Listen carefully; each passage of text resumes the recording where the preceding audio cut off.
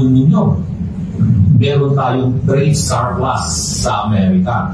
Ibig sabihin yan, mas malaki yung mga produkto natin na ibebenta sa Amerika kaysa produkto ng Amerika binibili natin.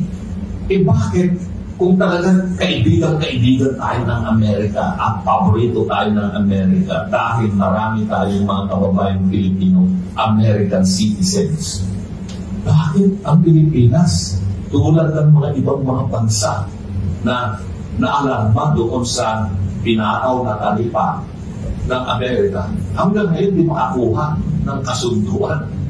Di pa kaya makakuha ng appointment ang gobyerno ng Pilipinas. Samantalang ang China, na yung pinapalabas nilang mga istorya nito sa media, lalo-lalo na yung mga warmongers, tanapin na ni Senator Cusiting yan, mga war freak, no? Na magkakaroon ng gera sa Pilipinas at China, ganyan din, kaya bibili tayo ng bilyon-bilyon ng mga aeroplano at mga missiles sa Amerika. Ang China at sa Amerika, best of friends sila.